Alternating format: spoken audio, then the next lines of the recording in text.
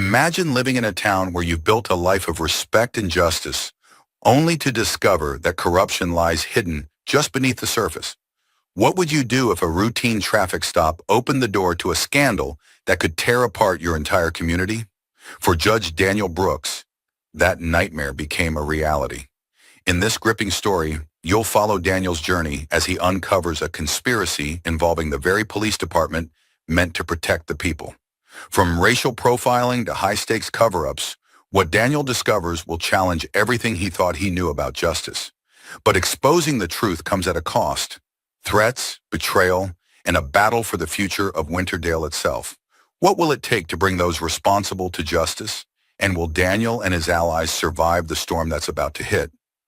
Before we dive in, let us know in the comments where you're watching from and if you've ever witnessed injustice in your community.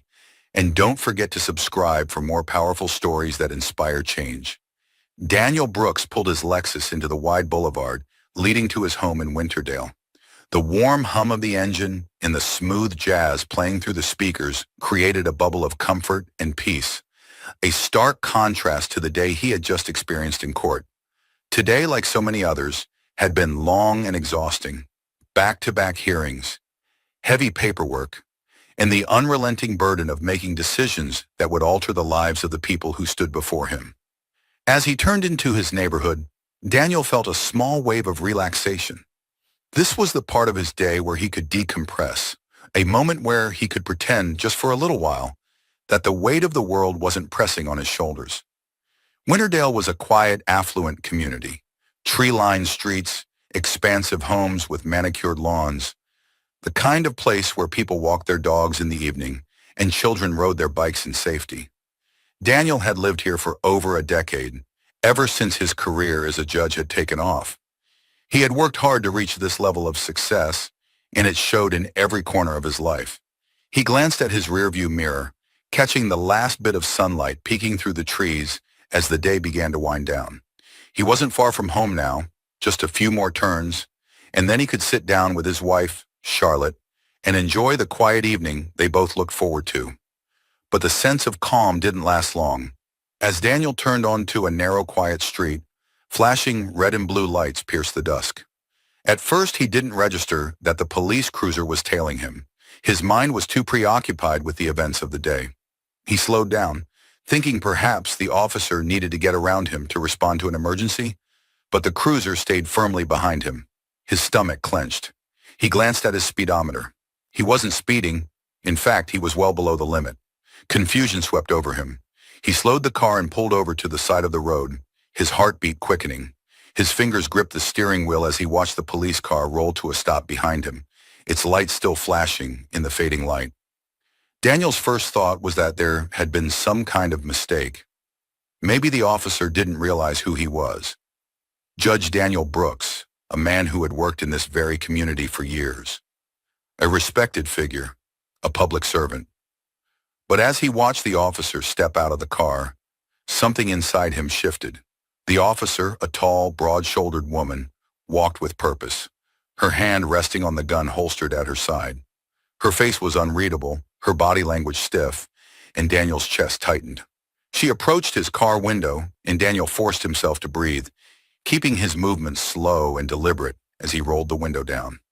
"License and registration," she barked, not even offering a greeting. Daniel stared at her for a moment, stunned by the harshness of her tone. He knew this drill, had seen it unfold countless times in court, but this was different. This was happening to him. Without a word, he complied, reaching into the glove compartment to retrieve the requested documents. As he handed her the papers, her nameplate caught his eye. Officer E. Hayes. She snatched the documents from him without making eye contact, her eyes scanning the paperwork with a sharp, scrutinizing intensity. Then, without warning, she stiffened, her gaze moving from the documents to Daniel's face, narrowing with suspicion. "Step out of the car," she ordered, her voice suddenly harder. Daniel blinked, unsure of what he had just heard. "Excuse me?" he asked, his voice calm, though confusion surged inside him. "I said step out of the car," she repeated, this time with more force. Her hand shifted slightly, edging closer to the handle of her gun. There was no room for negotiation in her tone. Daniel felt his heart hammering in his chest, but he kept his composure. He was a judge, a man of the law. He knew how to handle himself in situations like this. But something about Officer Hayes' demeanor sent a cold wave of unease through him. This wasn't just a routine traffic stop. "Ma'am, I think there's been a misunderstanding," Daniel said, his voice controlled but firm. "I'm Judge Daniel Brooks. I live just down the street, and this is my car. I'm not sure what the problem is, but if you run the plates, you'll see that everything's in order." Officer Hayes' expression didn't soften. If anything, her jaw tightened, and her posture became more rigid. "Step outside now," she commanded, her hand still resting on the gun. Daniel's mind raced. He had done nothing wrong, nothing to warrant this kind of treatment, but he knew better than to argue. He knew how situations like this could escalate, especially when race was involved. He had seen it too many times in his courtroom, and he wasn't about to make things worse for himself. With a deep breath, Daniel unbuckled his seatbelt and slowly opened the door, stepping out of the car. His hands were steady, but inside a storm of frustration and disbelief swirled. He was a respected judge, a pillar of this community, and yet here he was, being treated like a criminal in his own neighborhood. Officer Hayes circled him slowly, her eyes scanning him with the same suspicion she had shown when looking at his documents. "Put your hands on the hood of the car," she ordered. Daniel hesitated, his jaw tightening. "This is unnecessary," he said, his voice low but firm. "I haven't done anything wrong." "You're going to do as I say, or we're going to have a problem," Officer Hayes snapped, her voice cold and unyielding. The humiliation hit him like a slap to the face. He could feel the eyes of his neighbors on him, watching from behind their curtains. His dignity, his hard-earned respect. It was all being stripped away in this moment. But he knew he had no choice. Without another word, Daniel turned and placed his hands on the hood of his car. The metal was cool beneath his palms, but it did nothing to ease the fire burning inside him. He had spent his entire life working to rise above moments like these, to prove that he was more than the stereotypes that society often imposed on black men. And yet here he was, reduced to nothing more than a suspect in front of the very people who were supposed to know him as a respected member of the community. Officer Hayes patted him down roughly, her movements brusque and devoid of any respect. "We've had reports of a vehicle like this being stolen last week," she said, her tone accusatory. "This is my car," Daniel replied through gritted teeth. "I bought it from the dealership just a few days ago. If you run the plates, it will come back clean." But she wasn't listening. She didn't care. Her mind was already made up. "Hands on the hood," she repeated, stepping toward him with the clear intent to cuff him. Daniel's patience finally snapped. He turned his head slightly, keeping his voice controlled, though anger simmered beneath the surface. "Officer Hayes, I suggest you call your superior before you make a decision you'll regret." For a moment, there was a flicker of uncertainty in her eyes. It was brief, but Daniel saw it. She hesitated, her hand hovering above her cuffs, before finally reaching for her radio.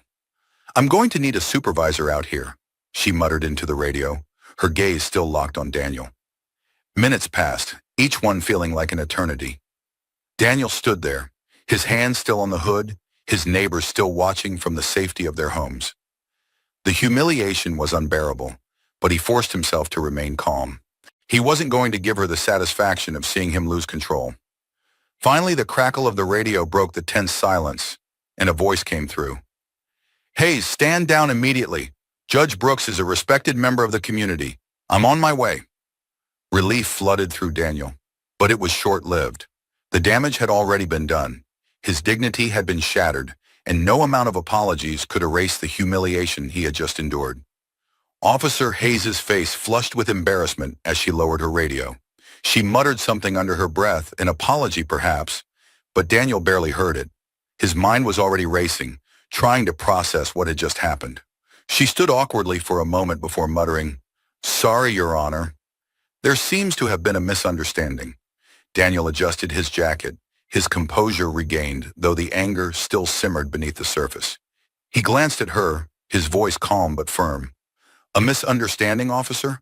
That's what we're calling racial profiling now?" Daniel drove home in silence, his grip tight on the steering wheel, his mind a blur of anger, humiliation, and disbelief.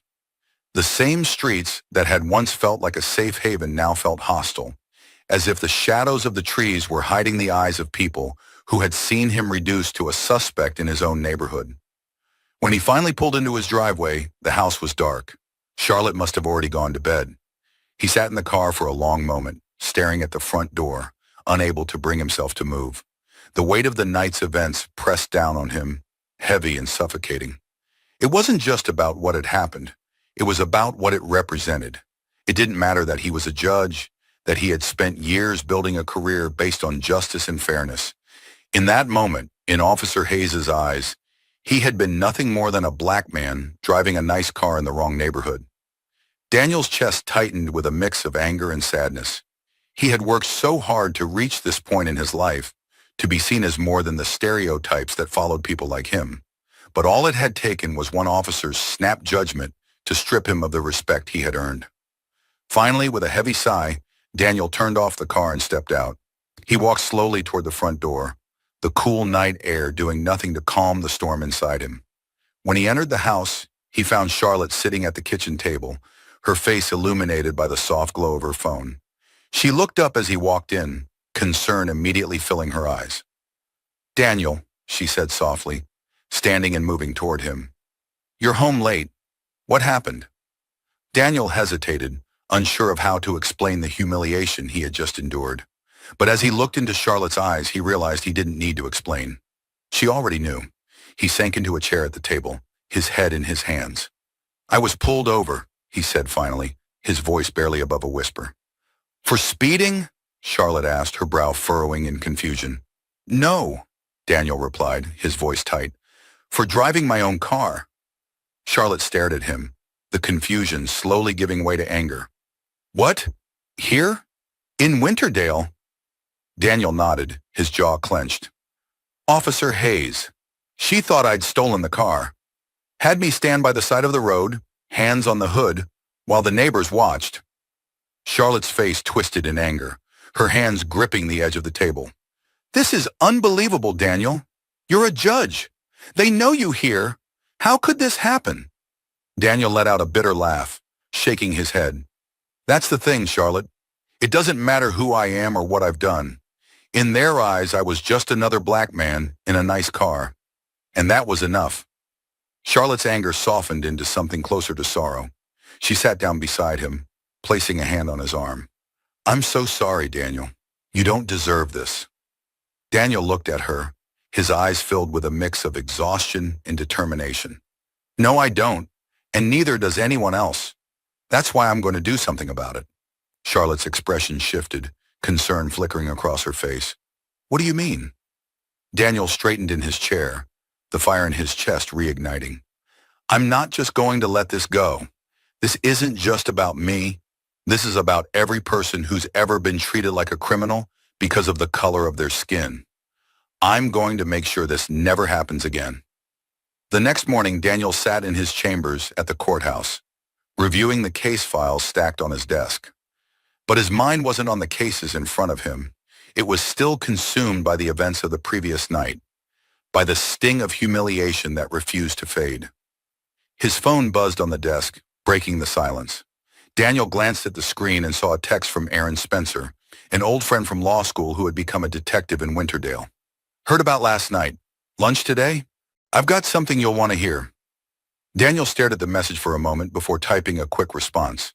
Aaron had always been someone Daniel could trust, and if he had information, it was worth hearing.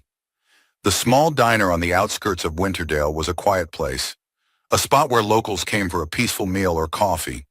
It was also a place where people could talk without being overheard, something Daniel had come to appreciate in the years he'd been meeting Aaron there.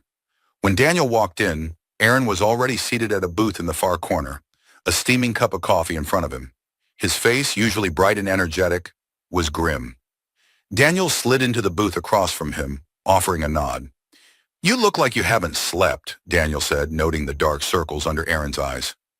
"I haven't," Aaron replied, his voice low. He leaned forward slightly, glancing around to make sure no one was listening.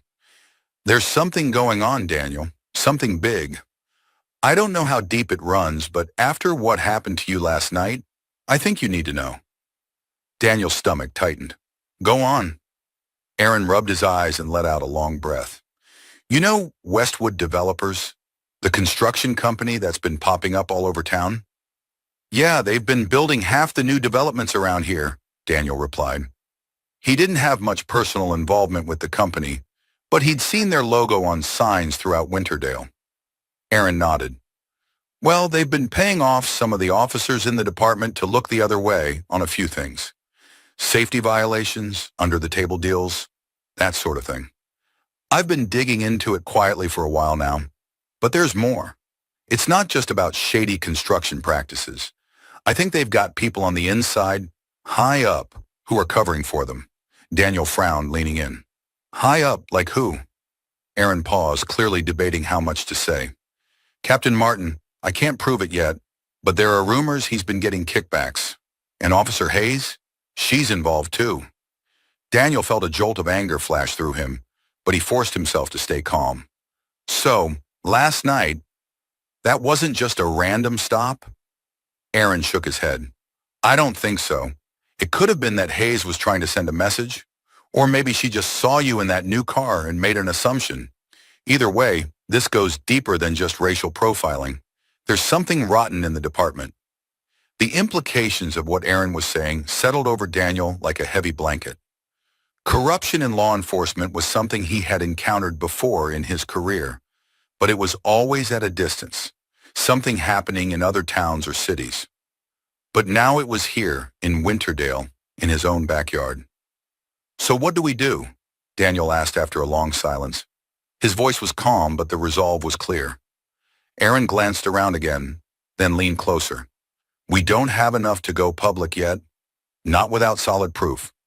But if we can find it, if we can expose what's going on, we could bring the whole thing down. The problem is, they've got eyes everywhere. I don't even know who we can trust. Daniel's mind raced. He had always believed in the law, in justice, and in doing things the right way. But this wasn't a courtroom. This was a different kind of battle, and it would require a different kind of strategy. I'm in, Daniel said, his voice firm. Whatever you need, I'll help. Aaron looked at him, his expression both grateful and grim. I was hoping you'd say that, but just know, once we start this, there's no turning back. The news of Daniel's traffic stop spread quickly through Winterdale, especially in the African American community. People talked about it at the barbershops, in church, and at community meetings. It wasn't just that Daniel was a judge. It was that this had happened to one of their own, a man who had spent his life working for justice, only to be humiliated in his own neighborhood.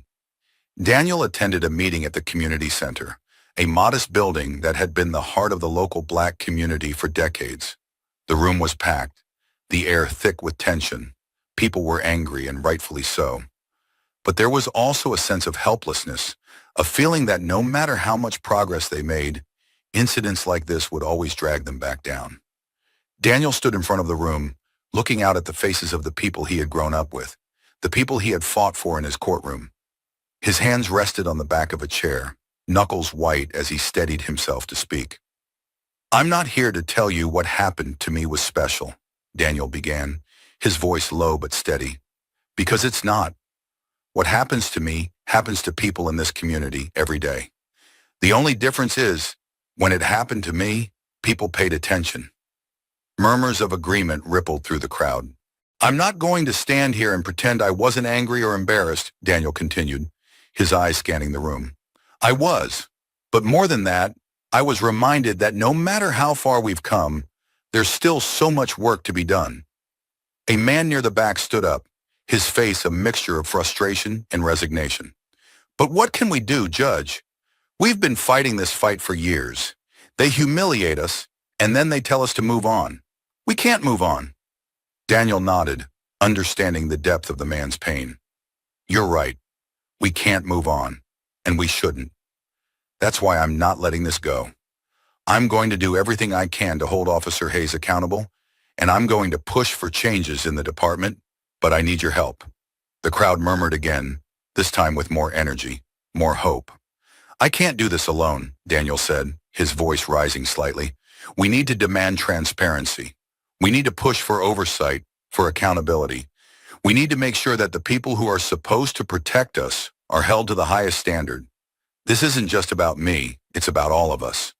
The room erupted in applause, and as Daniel looked out at the faces of his community, he felt a renewed sense of purpose. This was bigger than him, bigger than his humiliation. This was about justice for all of them. The next morning, Daniel arrived at the Winterdale Police Department for a meeting he had requested with Captain James Martin. The sun had barely risen, and the air was crisp, but Daniel's thoughts were already racing as he walked up the steps to the station.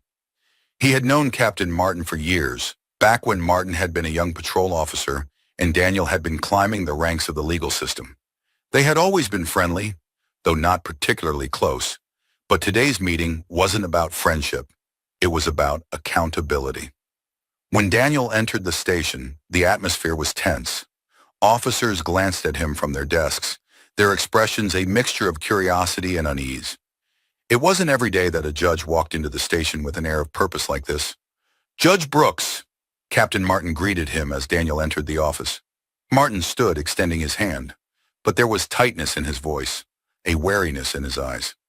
"Captain," Daniel replied, shaking his hand but not offering a smile. He sat down in the chair across from Martin's desk, his posture rigid, his gaze steady. There was a beat of silence, the air thick with unspoken tension. "I wanted to apologize again for what happened the other night," Captain Martin said, sitting down as well. "It was a terrible misunderstanding." Daniel met his gaze, his voice measured. "A misunderstanding? Is that what we're calling it?" Martin shifted uncomfortably. "Look, I understand why you're upset, but Officer Hayes was just doing her job. We've had a lot of reports about stolen cars in the area. She was following protocol." Daniel leaned forward slightly, his eyes narrowing. "Protocol? I'm not sure what protocol you're referring to, but I doubt it includes racial profiling and treating a judge like a criminal in his own neighborhood." Martin sighed, running a hand through his hair. "I'll speak with Hayes, Judge, but you have to understand, things are tense right now. Officers are on edge." Daniel's jaw tightened. "That's exactly why things need to change. I'm not here to ask for an apology, Captain. I'm here to demand accountability." Martin's expression hardened slightly, the friendliness slipping away. "And what exactly are you proposing?" "I'm proposing a community police relations program, something that addresses the biases that are clearly still present in your department. Officers need training on how to handle situations like mine. This can't keep happening." Martin leaned back in his chair, folding his arms across his chest. "That's a big ask, Judge. We don't have the resources for that kind of program." Daniel's eyes flashed. "Then you find the resources, because if you don't, this won't be the last time you hear from me. I've got the community behind me, and we're not going to let this go." There was a long silence as the two men stared each other down. Finally, Captain Martin nodded, though his expression was still guarded. "I'll see what I can do." Daniel stood, his voice calm but firm. "Make sure you do, Captain, because I'm not backing down." Daniel left the police station feeling both satisfied and frustrated. Captain Martin's reluctance to commit to any real change was troubling, but at least the conversation had been started. But something about Martin's demeanor nagged at Daniel, a feeling he couldn't quite shake. That evening, Daniel sat at his kitchen table, poring over notes from his conversation with Aaron. He couldn't stop thinking about the possibility that the corruption in the department went deeper than anyone realized. If Captain Martin was involved, then who else? As he sifted through the information, a knock at the door startled him. Charlotte walked into the kitchen, her expression concerned. "There's someone here to see you," she said, her voice low. Daniel stood and walked to the front door, his heart racing. When he opened it, he found Aaron standing on the porch, his face pale. "We need to talk," Aaron said, glancing over his shoulder. "I found something big." Aaron paced back and forth on the porch, the weight of the information he carried visible in the tense lines of his face. He glanced over his shoulder nervously, as if expecting someone to be watching. "Come inside," Daniel urged, stepping back to let Aaron in. The cold air of the night seeped into the house as Aaron walked in, shaking off the chill. Charlotte lingered in the kitchen, watching with concern but giving the two men space. Aaron dropped into a chair, his hands trembling slightly as he pulled a folder from his jacket. "I didn't want to bring this here, but we're running out of time. The deeper I dig, the more dangerous this gets. Daniel sat across from him, his eyes fixed on the folder. What do you have? Aaron took a deep breath, flipping the folder open. Inside were pages of financial records, emails, and official documents, evidence linking Westwood developers directly to several high-ranking officers in the Winterdale Police Department. There were bank transactions showing payments funneled from the company to officers, reports of safety violations swept under the rug, and emails confirming bribery. I've been working on this for months, Aaron said, his voice low. Westwood Developers has been paying off officers to ignore their violations. They've cut corners on building permits, safety inspections. They're endangering people's lives just to save a few bucks. And the people covering for them? Captain Martin and a handful of his closest men. Daniel's chest tightened as he skimmed the documents. This wasn't just about the traffic stop anymore. This was a full-blown conspiracy, one that reached deep into the very heart of Winterdale's law enforcement. This goes all the way to Captain Martin? Daniel asked, his voice sharp with disbelief. Aaron nodded. He's been getting kickbacks for years, and it's not just him. There are a few others, people I've been keeping tabs on. Officer Hayes is involved too. She's been getting small payments here and there. Nothing as big as Martin, but enough to keep her loyal. Daniel sat back, trying to process what he was seeing. This was the kind of corruption he had read about in other cities, in other states. But never here, in Winterdale, where he had built his life and career. It felt surreal, like a bad dream he couldn't wake up from. Why hasn't anyone caught this before? Daniel asked, his voice barely above a whisper. Aaron's expression darkened. Because no one's been looking, or at least no one with enough power to make a difference. Every time someone gets close, the evidence disappears, complaints get buried. It's all carefully controlled. But they slipped up this time. They didn't count on you being pulled over, and they didn't think I'd dig this deep. Daniel's mind raced. He had spent years believing in the justice system, trusting that the law would prevail. But now, as he stared at the pages in front of him, he realized just how fragile that trust was. So what do we do?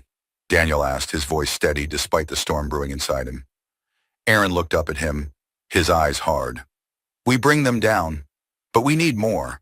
This, he gestured to the folder, is enough to start the conversation, but we need something bigger, something undeniable. If we go public with this, they'll try to discredit us. We need to hit them where it hurts. Daniel nodded slowly, his mind already working through the possibilities. We'll need someone on the inside, someone who can confirm everything, and we'll need the media. Aaron grimaced. That's the dangerous part. Once this gets out, they'll come after us. They'll protect themselves at all costs. Daniel met his gaze, the fire of determination burning in his chest. Let them try. The next day, Daniel sat in his chambers, the weight of the previous night's revelations pressing down on him. He knew they were running out of time. Captain Martin and the others involved in the conspiracy were likely already suspicious of Aaron's investigation, and it wouldn't be long before they started covering their tracks more thoroughly. His phone buzzed, pulling him from his thoughts. It was Lisa Coleman, a well-known investigative journalist from the local news station. Daniel had worked with Lisa on several cases where public scrutiny had been key in pushing for justice. She was tenacious and fearless, exactly the kind of ally they needed. Daniel, Lisa's voice came through the line, brisk and to the point. I've been hearing things, rumors about corruption in the police department. I need to know if you're involved in something. Daniel hesitated for a moment, considering how much to reveal. But if they were going to bring this conspiracy down, they couldn't do it alone. I need to meet with you, Daniel said. There's something big happening, and I think you can help. But it's dangerous, and once we start, there's no going back. There was a pause on the other end of the line. Then Lisa's voice, calm and steady. I'll meet you in an hour. An hour later, Daniel and Lisa sat in a small, dimly lit cafe on the edge of town. Lisa had brought her laptop, ready to take notes, her sharp eyes focused on Daniel. Tell me everything, Lisa said, her fingers hovering over the keyboard. Daniel took a deep breath and began explaining everything. Aaron's investigation, the bribes, the falsified reports, and the growing list of officers involved. Lisa's expression darkened as he spoke, her fingers flying over the keyboard as she typed. This is huge, Lisa said when Daniel finished. If this goes public, it'll be a scandal that could take down the entire department. That's the plan, Daniel replied. But we need to be smart about how we do this. If we go public too soon, they'll shut us down before we have a chance to expose everything. We need something concrete, something that can't be denied. Lisa nodded, her mind clearly working through the possibilities. I'll need to verify everything. We can't afford to get anything wrong, but if what you're saying is true, we can blow this wide open. Be careful, Daniel warned. They're watching. They already know we're on to them, and they won't hesitate to silence anyone who threatens them. Lisa's eyes gleamed with determination. Don't worry about me. This is what I do. As they left the cafe, Daniel felt a mixture of hope and fear. The pieces were falling into place, but the danger was growing by the hour. He could feel it, a shadow looming over them, waiting to strike. Over the next week, Daniel, Aaron, and Lisa worked tirelessly to gather more evidence, connecting the dots between Westwood developers and the police department. The deeper they dug, the more they uncovered. Contracts signed without proper oversight, safety violations ignored, and even more officers involved than they had initially suspected. Lisa's contacts in the media were starting to ask questions, and whispers about corruption were spreading through Winterdale. People were beginning to suspect that something was wrong, but no one knew the full extent of the conspiracy. Then one night, Aaron's car was vandalized. He had been driving home late from a meeting with a confidential informant when he found his tires slashed and a note taped to the windshield. Back off, or next time it won't be your car. Aaron brought the note to Daniel the next morning, his face pale with anger and fear. They're on to us, he said, his voice tight. This is a warning. Daniel stared at the note, a sinking feeling in his gut. They're getting desperate. They know we're close, Aaron replied, and they're not going to let us expose them without a fight. The threat felt more real now than ever before. They had been working in the shadows, quietly gathering evidence. But now the conspiracy was pushing back, trying to silence them. We need to move faster, Daniel said, his voice firm. We need to go public before they shut us down. Aaron nodded, but the fear in his eyes was unmistakable. Just be careful, Daniel. These people aren't playing games. The tension reached a boiling point when Lisa called Daniel late one evening, her voice shaking with urgency. I've got what we need, Lisa said. A former employee at Westwood Developers came forward. He has proof, documents, emails, even recordings. It's everything. Daniel's heart raced. This was it, the final piece they needed to take down the conspiracy. But he knew that once they went public with this, there would be no turning back. We'll go live tomorrow, Lisa continued, but you need to be ready. They're not going to take this lying down. That night, Daniel barely slept. His mind was consumed with the enormity of what they were about to do. This wasn't just about his traffic stop anymore. It was about exposing a system of corruption that had been operating in Winterdale for years. The next day, as Daniel sat in his living room with Charlotte by his side, the television flickered to life. Lisa stood in front of the camera, her face serious as she began the broadcast. Tonight, we bring you an exclusive investigation into corruption within the Winterdale Police Department and its connection to a local construction company, Westwood Developers. What we've uncovered will shock you. For the next hour, Lisa laid out the entire conspiracy, piece by piece.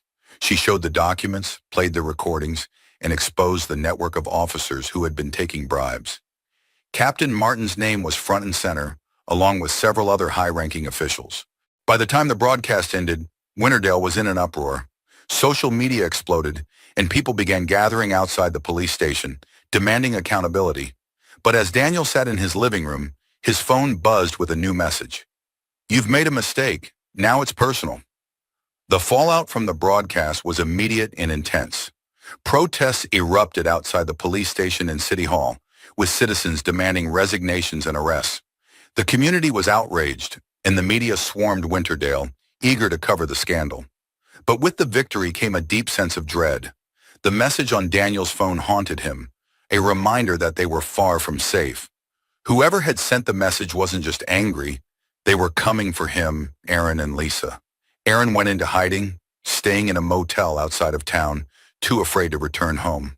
Lisa received threatening phone calls at the station, her every move shadowed by the fear of retaliation. And then, one night, Daniel's home was vandalized. Charlotte had gone to bed early, and Daniel had stayed up late, reviewing new case files. A loud crash outside startled him, and when he rushed to the front door, he found the windows of his car smashed in, a brick lying on the front lawn. On the brick, there was a note. "This is just the beginning." The shattered glass crunched under Daniel's shoes as he stared at the destruction in front of his house. The cold night air seemed sharper, more menacing, as it whistled through the broken windows of his car. Charlotte, woken by the noise, stood in the doorway behind him, her face pale with fear. "Daniel!" Her voice trembled. Daniel turned to her, his heart heavy. "It's okay, go back inside. I'll call the police." But even as he said it, he knew it wouldn't be that simple. Calling the police meant involving the very department he was working to expose.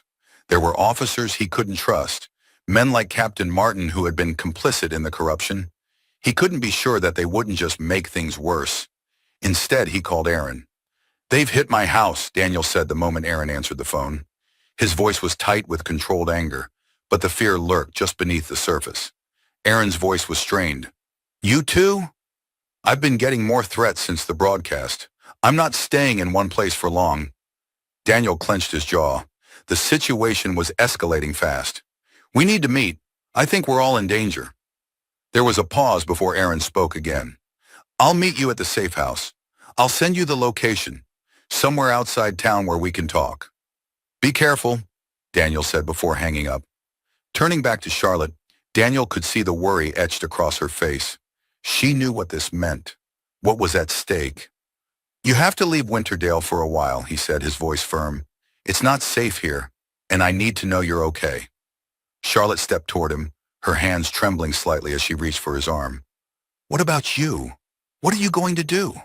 "I have to finish this," Daniel replied, his voice unwavering. "I can't let them win, but I can't do that if I'm constantly worried about you." For a moment, Charlotte's gaze held his, and then she nodded. "Okay, I'll stay with my sister in Detroit, but promise me, Daniel. Promise me you'll be careful." Daniel pulled her into a tight embrace, his heart heavy with the knowledge of what he was asking her to do. "I promise." The safe house was a small, run-down cabin on the outskirts of a neighboring town. It was far enough from Winterdale that Aaron felt relatively safe, but close enough for them to keep their eyes on the unfolding chaos back home. The cabin had been used by police informants and witnesses in high-stakes cases, somewhere people went when they needed to disappear for a while. When Daniel arrived, Aaron and Lisa were already there, seated at a small table near the window. The cabin was sparsely furnished with only the essentials, a couple of chairs, a couch, and a table cluttered with documents and laptops. Aaron stood as Daniel entered, his expression grim. "We need to talk." Daniel took a seat, glancing at Lisa. She looked just as worn as Aaron, dark circles under her eyes from sleepless nights. "What's the latest?" Lisa cleared her throat, her fingers resting on the edge of her laptop. "The fallout from the broadcast has been massive. The community is outraged and the media is all over this. But that also means the people we're after are becoming more desperate. Captain Martin's been placed on administrative leave, but I've heard whispers that he's planning to fight back." Aaron sat down beside her, running a hand through his hair. "It's not just Martin. There are others, more people in the department who are afraid this is going to lead them back, and they're not going to go down quietly." Daniel let out a long breath, his mind racing. "We have the public's attention now, but that won't be enough. If they retaliate, they could destroy us before we can gather more evidence. We need something bigger, something that forces the state to intervene." Lisa leaned forward, her eyes sharp with determination. "That's why I've been looking into Westwood Developers' financials. There's a connection between the company and several prominent figures in the state government. If we can prove that the corruption isn't just limited to Winterdale, that it reaches higher up, we'll have the leverage we need."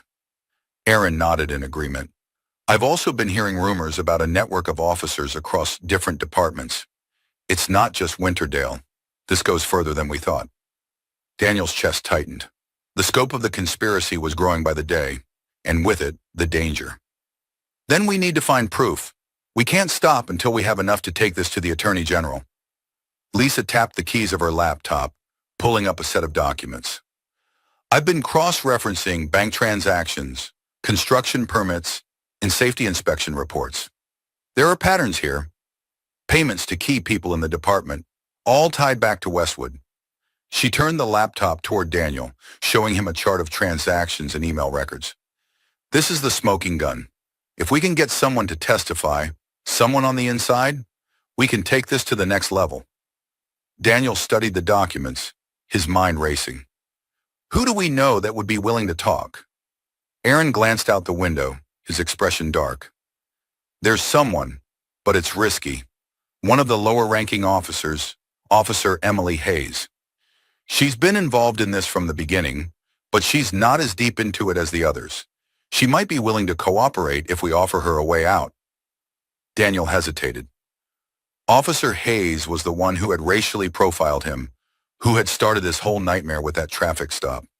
The idea of working with her turned his stomach, but he knew that if they were going to bring down Captain Martin and the others, they couldn't afford to let personal feelings get in the way. She's the weak link, Aaron continued. If we can flip her, she could give us everything we need. Daniel nodded, though the thought of working with Hayes made his skin crawl. Set it up, but we need to be careful. If she gets spooked, we lose everything. The meeting with Officer Hayes was set up for the following night. It was to take place in a discreet location, a storage facility on the edge of town, somewhere quiet enough that they wouldn't be overheard. Aaron had been in contact with her, and while she had been hesitant at first, she eventually agreed to meet. When Daniel and Aaron arrived at the storage facility, Hayes was already there, standing nervously near a row of metal doors. Her posture was rigid, her face pale under the harsh glow of the overhead lights. She looked around anxiously, her hands fidgeting at her sides. Daniel's heart tightened as he approached her. He hadn't seen her since the night she had humiliated him on the side of the road, and the memory still stung. But this wasn't about him. It was about justice. "You're late," Hayes said, her voice sharp, though there was a quiver in it. "We had to make sure we weren't followed," Aaron replied, his tone calm but firm. Hayes glanced around again, her eyes darting nervously to the shadows. "This better be worth it. If Martin finds out I'm talking to you, I'm dead." Daniel stepped forward, his voice steady. "We can protect you, but only if you're honest with us. We need everything, every name, every detail." Hayes hesitated, biting her lip. For a moment, Daniel wasn't sure if she was going to talk. But then, with a deep breath, she nodded. "I didn't know how deep it went at first," she began, her voice shaky. "When Martin brought me in, he said it was just a little extra cash. Westwood needed a few favors, and all I had to do was look the other way. But then it got bigger, more money, more cover-ups, and before I knew it, I was in too deep." Aaron exchanged a glance with Daniel, his face hardening. "How many others are involved?" Hayes shifted uncomfortably. "At least 5, maybe more. Martin's been using his position to shield them. Whenever someone gets close to exposing what's going on, the complaints disappear. And it's not just the department. There are people in City Hall who've been getting paid off too." Daniel felt a wave of disgust. The corruption was worse than they had imagined, spreading like a disease through every level of power in Winterdale. But now they had what they needed, an insider who could give them the evidence to bring it all crashing down. "You need to testify," Daniel said, his voice firm. "We'll protect you, but you have to go public with this." Hayes' face drained of color. "Testify? No, I can't. They'll kill me. You don't understand what they're capable of." "We'll protect you," Aaron said, "but we need your testimony. It's the only way." Hayes hesitated, her hands trembling. "I'll think about it," she whispered before turning and walking away into the shadows. The tension in Winterdale was palpable. The streets were filled with protesters demanding justice, and the local media was in a frenzy, reporting every development in the unfolding scandal. The fallout from Lisa's broadcast had shaken the town to its core, but the most dangerous players in the conspiracy had yet to be taken down. As Daniel and Aaron worked to finalize the case against Captain Martin and his co-conspirators, they knew that the clock was ticking. They were running out of time, and the threats against them were growing more frequent and more personal. Late one night, Daniel received a call from Aaron. His voice was tense, almost frantic. "They found out about Hayes," Aaron said. His words rushed. She's missing. Daniel's heart sank. What do you mean missing? I tried calling her, went by her apartment. Nothing. She's gone. And I think Martin got to her first. Panic surged through Daniel as he paced the floor of his living room. If Hayes had been silenced, their last chance at bringing down the conspiracy might have slipped through their fingers. We need to find her, Daniel said, his voice tight. If they've got her, we're all in danger. The tension in the air was thick as Daniel, Aaron, and Lisa gathered at the safe house once more. The atmosphere had shifted dramatically since they had last been there. What had once been a safe haven now felt like a last stand. Daniel's phone buzzed, and when he looked at the screen, his stomach turned. It was a message from an unknown number. If you want to see her alive, meet us at the warehouse on 5th Street, alone. They've got Hayes, Daniel said, showing the message to Aaron and Lisa. Aaron swore under his breath, pacing the room. It's a trap. Daniel nodded, his mind racing. I know, but if there's any chance we can get her out, we have to take it. Lisa's face was grim as she stood by the window, watching the fading light outside. What are we going to do? Daniel straightened, determination hardening in his chest. We're going to end this. The old warehouse on 5th Street was a crumbling, dilapidated structure on the outskirts of town. It had been abandoned for years, a place where shady deals and dangerous meetings took place far from the prying eyes of the public. As Daniel pulled up, the sinking feeling in his stomach deepened. This was a trap. He knew it, but there was no turning back now. He parked the car and stepped out into the cool night air, scanning the shadows for any sign of movement. The warehouse loomed in front of him, its windows dark and empty, the silence oppressive. Suddenly, the sound of footsteps echoed from inside, and Daniel tensed. He walked cautiously toward the entrance, his heart pounding in his chest. Inside, the warehouse was dark, except for a single hanging light that illuminated a small area in the center of the room. There, standing with her hands tied behind her back, was Officer Hayes. Her face was bruised, her clothes dirty, but she was alive. Before Daniel could move toward her, the sound of footsteps approached from behind. He turned to see Captain Martin and 2 other officers step out of the shadows, their faces cold and menacing. You should have stayed out of this, Brooks, Martin said, his voice low and dangerous.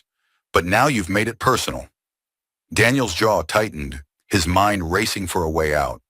Let her go, Martin chuckled, shaking his head. You're in no position to make demands. Daniel took a step forward, his voice steady despite the fear clawing at his chest. This ends tonight, Martin. You've lost. Martin's eyes narrowed, but before he could respond, the sound of sirens filled the air outside. Blue and red lights flashed through the broken windows, and Martin's expression shifted from smug to panicked. You called the cops, Martin snarled. No, Daniel replied, his voice calm. I called the state police.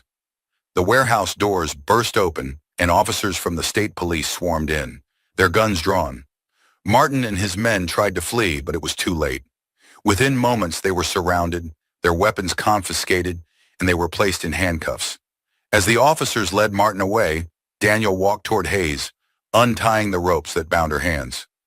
Thank you, she whispered, her voice weak.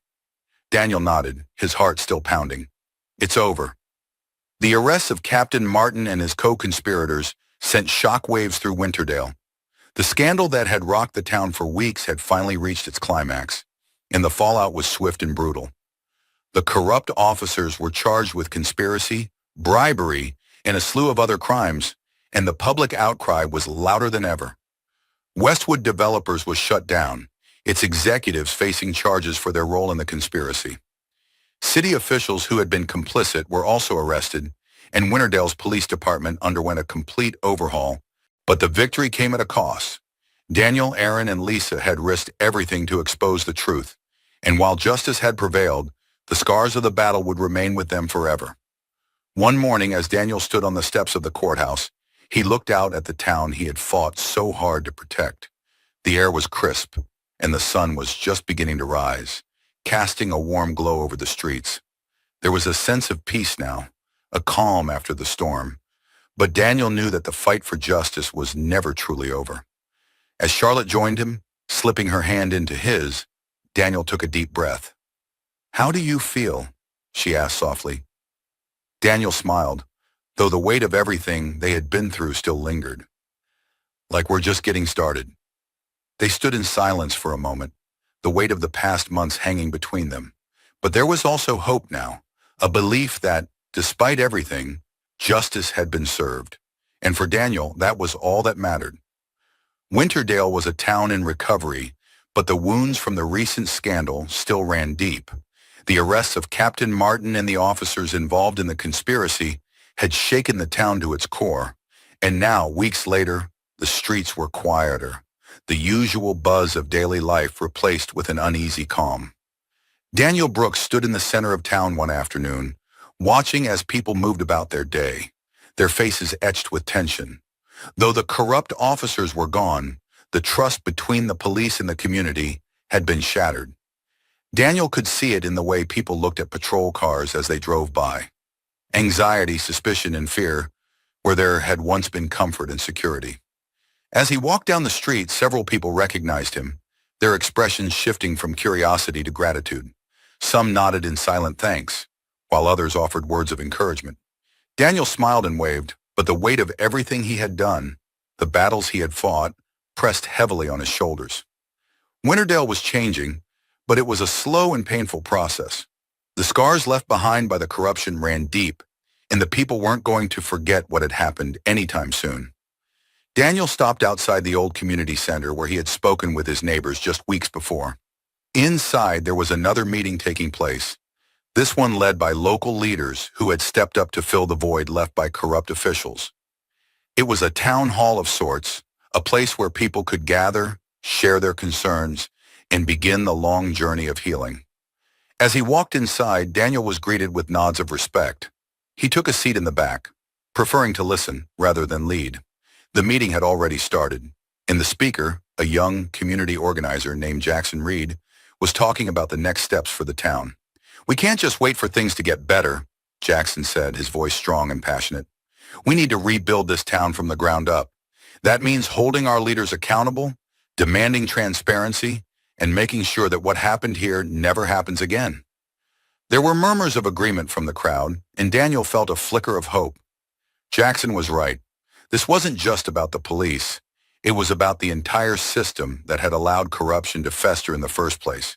The people of Winterdale had been betrayed, and now they had to take control of their own future. After the meeting, Jackson approached Daniel, his eyes filled with admiration.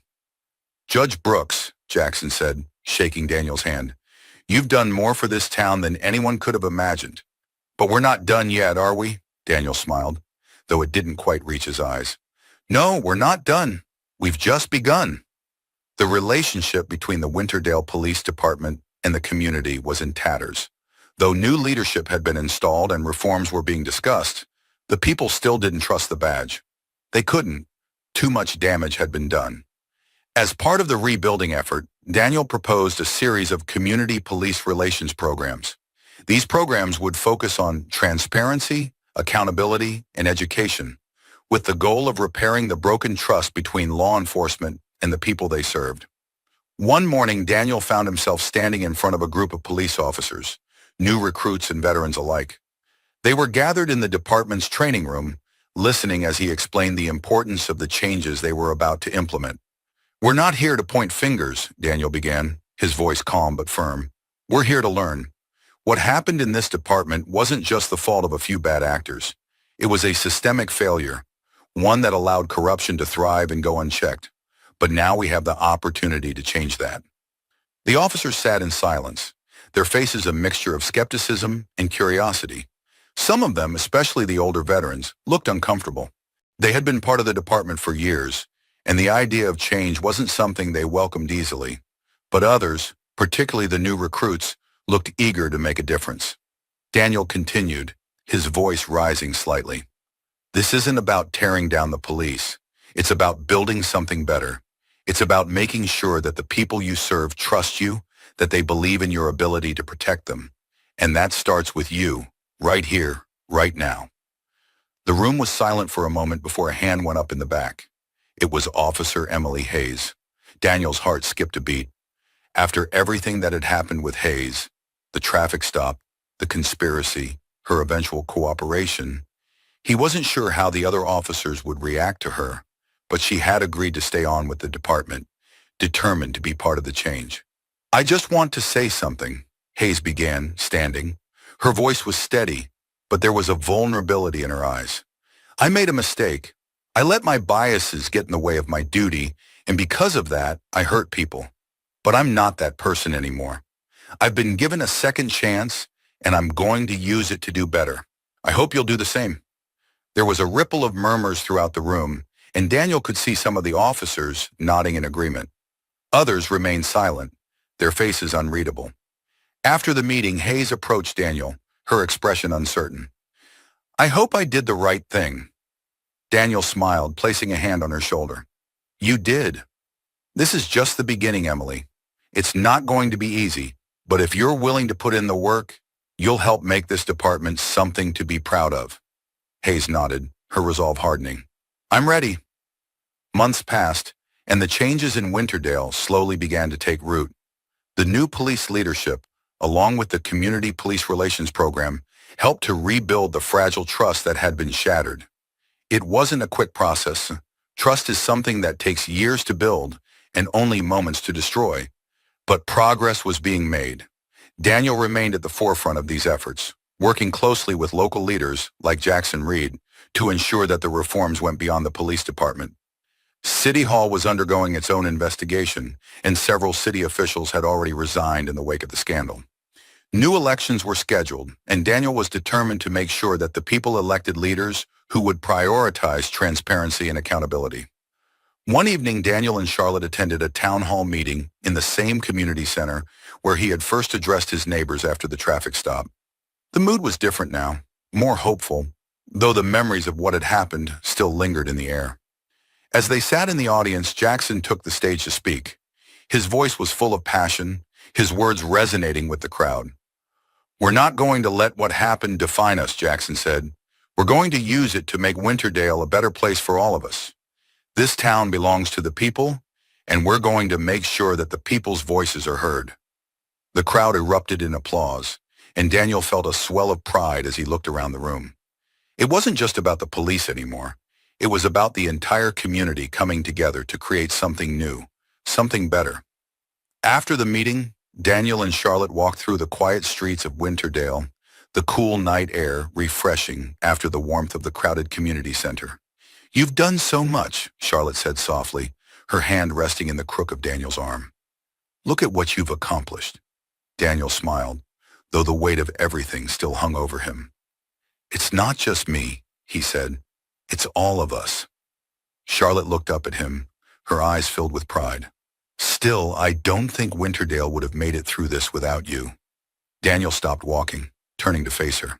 I don't know about that, but I do know that I couldn't have made it through without you. Charlotte smiled, leaning into him. They stood in silence for a moment, watching the stars twinkle in the night sky. It was a new beginning for Winterdale, but Daniel knew that the road ahead would still be difficult. The fight for justice was never truly over. There were always new challenges, new battles to be fought. But for the first time in a long while, he felt hopeful. As Winterdale rebuilt itself from the ashes of the corruption scandal, Daniel found himself busier than ever. His work as a judge continued, but now he had become something more, a symbol of justice and change in the town. People came to him for advice, for guidance, for help in navigating the challenges that lay ahead. And Daniel welcomed it. He had spent his life fighting for justice in the courtroom, but now he saw that his role in the community went beyond that. He was a leader, and with that came new responsibilities. One day, as Daniel sat in his chambers reviewing case files, his phone buzzed with a text message from Jackson Reed. We've got a new problem. Meet me at the community center as soon as possible. Daniel frowned, his heart skipping a beat. He grabbed his jacket and left the courthouse, his mind racing. What could it be now? Had more corruption surfaced?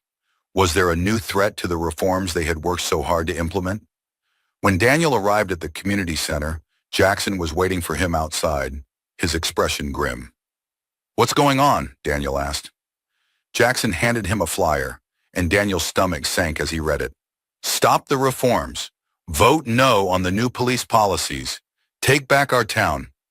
The flyer was part of a campaign by a group of people in town who had opposed the changes Daniel and Jackson had been pushing for. They were calling for a rollback of the new police policies, arguing that the reforms were too drastic and were hurting the department's ability to do its job. "This group is gaining support," Jackson said, his voice tense. "They're trying to undo everything we've worked for." Daniel's jaw tightened. He had known there would be resistance, but seeing it in front of him like this made the fight feel all the more real. "We can't let this happen," Daniel said, his voice hard with determination. "We've come too far to go back now." Jackson nodded. "We're organizing a rally. We need to show the town that the reforms are working, that we're better off now than we were before. But it's going to be a battle." Daniel folded the flyer, slipping it into his pocket. "Then we'll fight." The rally took place the following weekend in the town square. Hundreds of people gathered, carrying signs that read, "Protect the reforms and justice for all."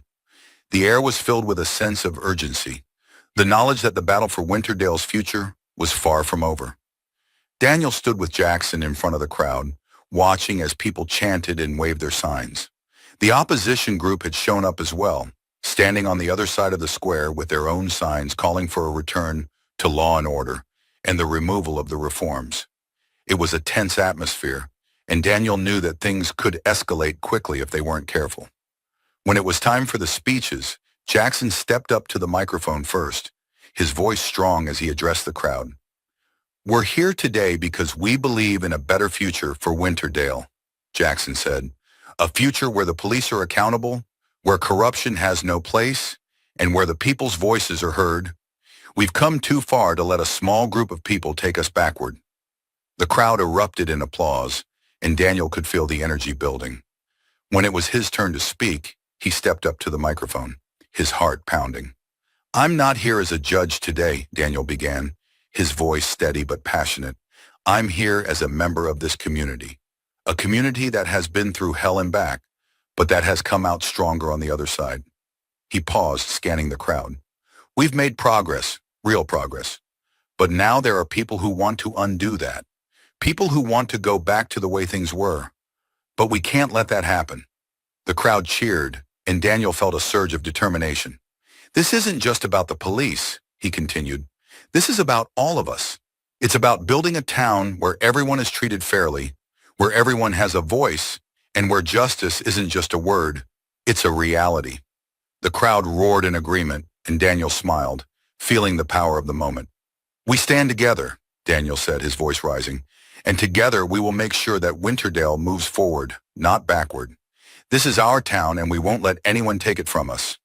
The rally ended with chants of unity, the crowd dispersing peacefully. As Daniel stood with Jackson, watching the people leave, he felt a sense of hope wash over him. The fight was far from over, but they weren't alone. They had the support of the people, and with that, they could weather whatever challenges lay ahead. Months turned into years, and Winterdale slowly transformed into a town defined by its resilience and commitment to justice. The reforms Daniel and Jackson had fought for remained in place, and the community continued to rebuild its trust in law enforcement and local government. The opposition never fully disappeared, but they were no longer a threat. The town had spoken, and they had chosen progress over fear. Daniel continued his work as a judge, but he had become more than that.